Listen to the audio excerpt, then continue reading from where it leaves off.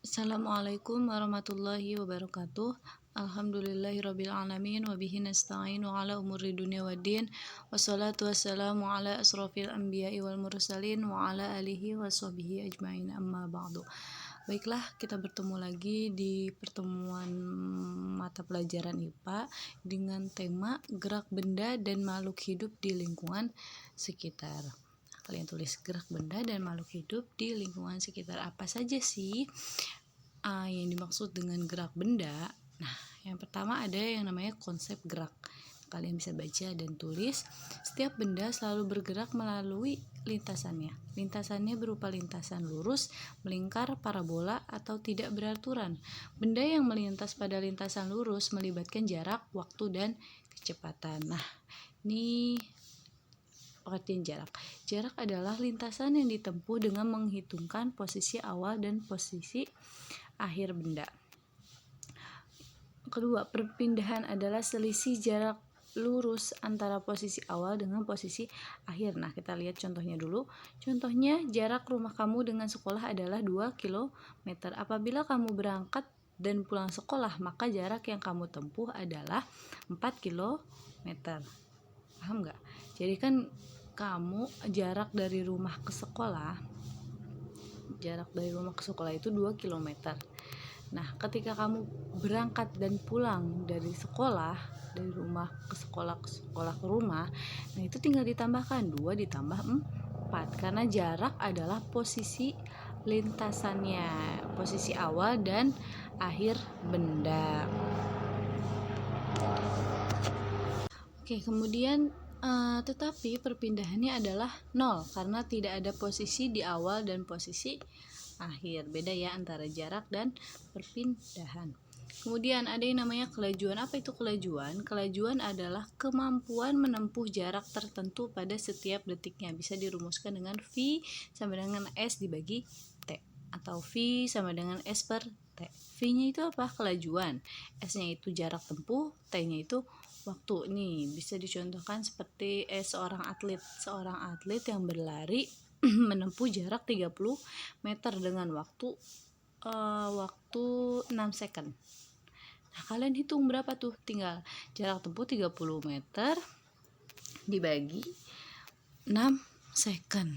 Nah, kemudian kecepatan adalah kemampuan mengukur gerak benda tiap satuan waktu. Nah, seperti itu. Kemudian ada yang disebut dengan gaya. Apa itu gaya? Gaya adalah tarikan atau dorongan, dapat mengubah bentuk, arah, dan kecepatan benda. Nah, gaya dibagi menjadi 2 bagian. Yang pertama ada gaya sentuh dan gaya tak sentuh. Nah, kalau gaya ini tarikan atau dorongan, contohnya itu ketika kita memainkan plastisin. Nah, kan ketika kita melempar plastisin, nah kita juga bisa menghentikan plastisin atau menangkap si plastisin tersebut. Nah, kan itu mengubah kecepatan benda. Nah, kemudian apa yang mengubah bentuk? Nah, ketika kita memainkan plastisin dibentuk menjadi hewan, benda-benda lain. Nah, itu kan kita juga memberikan gaya atau tarikan dan dorongan pada plastisin tersebut dan menyebabkan dia berubah bentuk dan arah.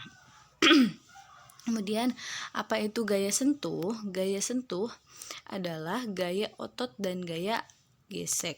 Gaya otot adalah gaya yang ditimbulkan oleh koordinasi otot dengan rangka tubuh.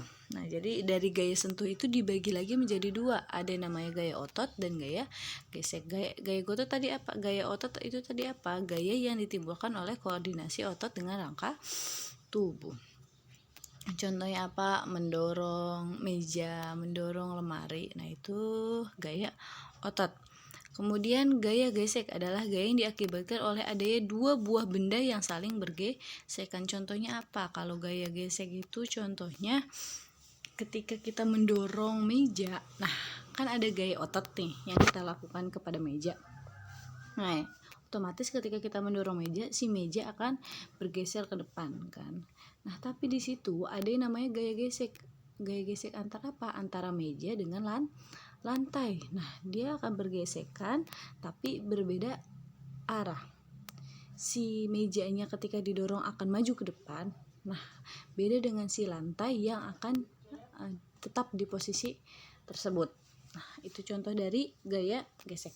Kemudian ada yang namanya gaya tak sentuh. Apa itu? Gaya yang tidak membutuhkan kontak langsung dengan benda yang dikenai. Contohnya, ketika paku yang berjatuhan tetap menempel ke magnet. Jelas kan? Jadi ada paku nih, magnetnya berjarak beberapa senti dari paku, tapi dia tetap menempel si pakunya ke magnet. Nah, itu kan tanpa disentuh dia akan tetap menempel. Nah, itu gaya tak sentuh. Kalian tulis gaya sentuh tadi contohnya apa dari gaya otot dan gaya gesek. Kemudian yang berikutnya adalah hukum Newton. Hukum Newton itu ada 3. Pertama, hukum Newton 1 atau hukum 1 Newton menyatakan bahwa benda yang tidak menjalani resultan gaya akan tetap diam atau bergerak lurus beraturan. Nanti kita bahas ya. Hukum 2 Newton menyatakan bahwa percepatan gerak sebuah benda berbanding lurus dengan gaya yang diberikan, namun berbanding terbalik dengan masanya.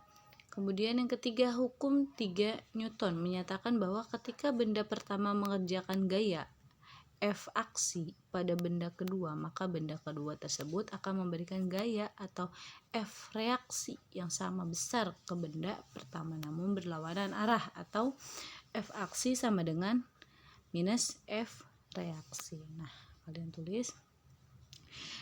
Kemudian ada yang namanya gerak makhluk hidup di lingkungan sekitar. Nah, saya akan memberikan materi inti-intinya saja ya. Nah, dalam gerak makhluk hidup, ada yang disebut dengan rangka. Apa sih fungsinya dari rangka? Nah, kita bahas dari rangka ini kan ada yang namanya tulang rusuk, tulang tengkorak, tulang paha. Nah, tulang rusuk ini fungsinya apa? Memberikan bentuk pada tubuh dan menopang tubuh kita, melindungi organ dalam. Jelas ya, tahu ya tulang rusuk. Kemudian tulang tengkorak melindungi otak, tempat menempelnya otak yang merupakan alat gerak aktif. Kalau tidak ada tulang tengkorak, gimana tuh, bayangkan otaknya akan jatuh kan gitu kan, atau jadi kok kita ke kanan, otaknya ke kanan ya gitu. Kemudian yang ketiga adalah tulang paha sebagai tempat pembentukan sel darah pada jenis tulang. Nah, ini ada 3. Kemudian ada macam-macam tulang menurut bentuknya. Ada yang namanya tulang panjang, tulang pipih, tulang pendek, dan tulang tidak beraturan. Kalau kalian mau tahu jenisnya gambarnya seperti apa, kalian bisa cari searching di Google. Kemudian ada yang namanya sendi. Sendi itu apa sih? Tempat bertemunya 2 tulang atau lebih. Jadi sendi itu ada di tengah-tengah tulang. Sendi dapat dikelompokkan berdasarkan banyak sedikitnya gerakan yang mungkin dilakukan. Ada yang namanya sendi yang tidak dapat digerakkan disebut sendi sinartrosis. Kemudian ada yang namanya amfitrosis dan diartrosis. Nah, kalian bisa baca dan kalian tulis. Kemudian ada yang namanya jaringan otot. Ada otot rangka, otot jantung, dan otot polos. Kalian cari, tugas kalian ini cari pengertian dari otot rangka, otot jantung, dan otot polos.